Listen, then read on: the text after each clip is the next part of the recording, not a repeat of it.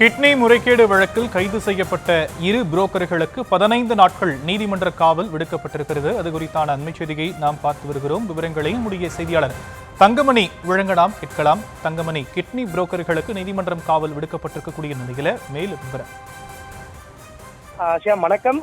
குறிப்பாக நாமக்கல் மாவட்டத்தில் குமராபாளையம் மற்றும் பள்ளிப்பாளையம் பகுதிகளில் திசைத்தறி கூலி பெண்மணிகளை குறிவைத்து இங்க இருக்கின்ற புரோக்கர்கள் அவர்களிடமிருந்து சட்டவிரோதமாக கிட்னி விற்பனையில ஈடுபட்டிருந்தனர்.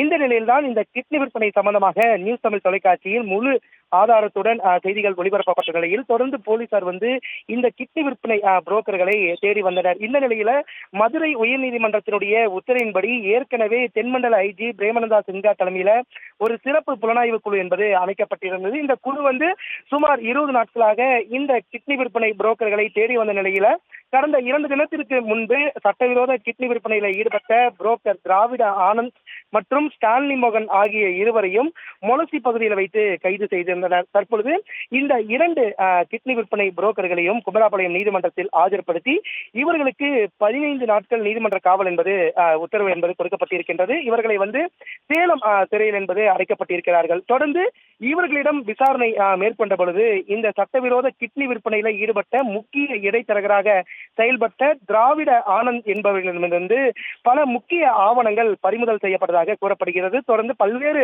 பிரபல தனியார் மருத்துவமனைகளில் இவர்கள் சட்டவிரோதமாக கிட்னி விற்பனை செய்யப்பட்ட ஆவணங்கள், அதாவது கிட்னி விற்பனை செய்தவர்களுடைய ஆதார் கார்டு மற்றும் குடும்ப முகவரிகள், இருப்பிட சான்றிதழ், அதே சமயத்தில் போலியாக முத்திரை தயாரிக்கப்பட்டு அந்த முத்திரைகள் வைக்கப்பட்ட நகல்கள் போன்றவைகள் இந்த சிறப்பு புலனாய்வு குழு அதிகாரிகளால் பறிமுதல் செய்யப்பட்டதாக தற்போது தகவல் என்பது வெளியாகி இருக்கின்றது. தொடர்ந்து இவர்களை 15 நாட்களுக்கு பிறகு இவர்களை மீண்டும் விசாரணைக்கு அழைத்து இவர்களிடம் எந்தெந்த மருத்துவமனைகளில் இவர்கள் கிட்னிகளை விற்பனை செய்தார்கள், மேலும் இதில் யாரெல்லாம் இதுல தொடர்பு உண்டு, எந்தெந்த மருத்துவமனையில இவர்கள் கிட்னியை கொடுத்திருக்கிறார்கள் என முழு விசாரணையும் நடத்த உள்ளதாக சிறப்பு புலனாய்வு குழு துறை அதிகாரிகள் தெரிவித்திருக்கின்றனர்.